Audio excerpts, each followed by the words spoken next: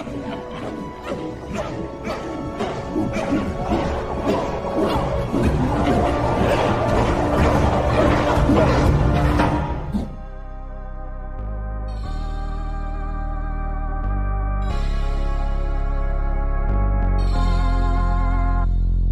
of the Apes. Welcome, fellow apes. I'm here with Corbin and Matt, and I'm Dave. Have you ever seen a parking lot of brand new vehicles in a random location and wondered to yourself, why are all those cars there? Today the apes are talking about the continuing chip shortage, what Dieselgate can teach us about the possible outcome. Let's get into it. I can't remember who I heard this from, but there's some like rumor going around like in Fort Wayne because there's a GM Silverado assembly. Mm-hmm. Yep. And someone said something crazy. They're like, all these Silverados, they're, and I actually stumbled upon it today. I was driving around looking at some properties, and there was, I like on the other side of Fort Wayne, like, you know, the assembly plant southwest, there were a shit ton of Silverados parked in this like old industrial lot, like kind of east Fort Wayne near New Haven. Yeah. Just a bunch of Silverados just parked, you know? Yeah. And someone was saying that they're just sitting around waiting for chips. And I mean, I kind of believe that based on the news and stuff. Yeah. Is that something you're seeing, Dave, with Ford too? Yeah. So the answer is yes. Going up 75, there's like two Silverado plants. There's the one in Fort Wayne and there's the one in Mexico. And the one in Mexico does like Suburbans as well. I don't know if Fort Wayne does. But they have to get here, and that's pretty commonplace. There's obviously like a float, and like as that float raises and you have more days of inventory on dealer lots, that's when you start seeing like, you know, the 0%, $5,000 employee discount for everyone, all those incentive programs. Mm-hmm. And when that happens, like Ford, obviously, like I see Ford the most just because like I'm aware of it. They like rent or purchase like land in parking lots around town. And like you said, they're like never in the best area. Mm-hmm. And I've had like the opportunity to go do like one of the moves, and you basically get like pick a number, 50 people for 12 hours on like a Saturday and a Sunday. And you just drive trucks from these random lots to the rail cars. And like what they do is they like obviously pay for like a security person, but like they fence in the area. The area is fenced in, but then they like make like a ring of trucks on the outside too. And it doesn't matter like if it's top of the line or like a work truck, they're just like blocking in the rest of them. So what like people do is they steal all the outside rims on these vehicles. And because they're like not sold, the company just claims them as a loss and like just writes that shit off. And like everyone does it. And so to answer your question, there's another lot of Silverados north of Flint because there's a big like heavy duty truck assembly facility there. It's not Orion, it's the other one. But they literally bought like, it looks like a farm field and just plowed that shit early and started parking trucks there. There's, as far as you can see, there's trucks. And yeah, it's just chip shortages.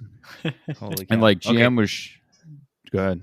Well, as you're saying this, it reminded me of the second part of the rumor, and that rumor was these Silverados have been, or I don't know if they have been or will probably be sitting around so long in these lots that they will like be vandalized and shit stole from them and stuff, that they're going to end up, like you said, scrapping them or writing them off.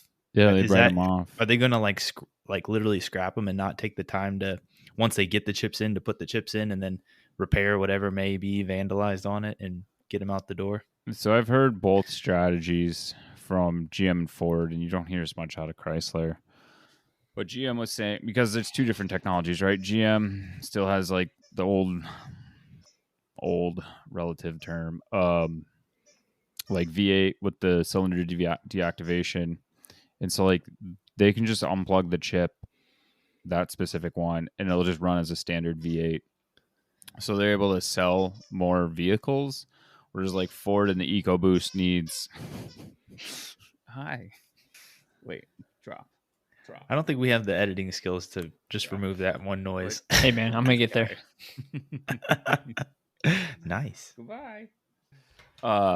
Like Ford can't do that because of how their engines operate, basically. And so I don't know, like from what I've heard, this is going to be like a 2-year problem. Like this isn't ending in 2021. It's not ending in 2022. It's going to lag on to 2023. And so you'll hit a problem where you'll have vandalism, you'll have hail damage, you'll have sun damage, and then you'll just run out of the model year and you'll have to like update stuff. So the best like history thing you can go look at is what Volkswagen did with the Dieselgate cars. And like they just let them sit on the lot forever, and then they tried to sell them as new vehicles once Dieselgate was like cleared through court, and they just sold them for like whatever they could get, and like that might be the outcome. Ooh. But at the same time, like if you wanted a Jetta diesel manual, like they still charged a premium for it because they knew people wanted that vehicle, right? So like a 4-wheel drive V8 truck's always going to be have some kind of value. Yeah.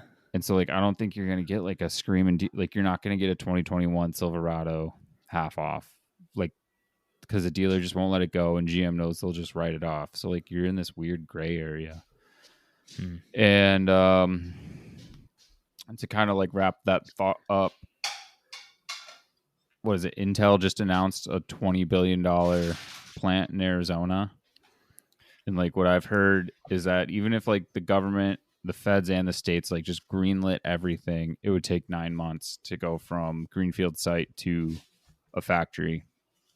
Like everyone's just trying to fucking build fab plants and foundries as fast as possible, but like it's one of those like crazy capital intensive / like it's proprietary / like everything intensive possible. It is. So like Ford's announcement was 11 and change billion. They're literally doubled that. Yeah. Right. Like it's hugely, to your point, capital intensive. And then to your other point, like all the red tape that exists for good reason.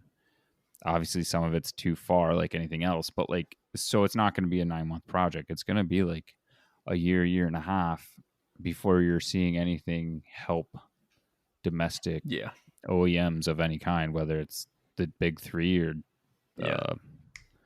Microsoft or whoever that needs them, right? Because everybody needs chips. Do you think we're going to run into a glut? Like a glut of chips? Yeah, in like 5 years. Yeah, that's or like, do you think like everything will just have a chip by then?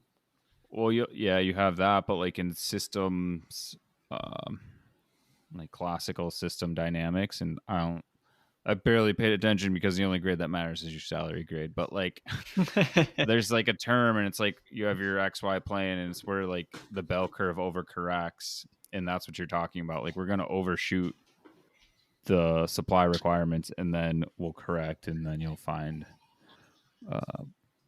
what is it? Some kind of stasis where you're supposed to be, right? Equilibrium. Yeah, equilibrium.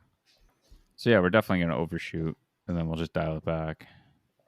But at the same time, to your point, like graphic cards, crypto, everything needs more your power. Fridge.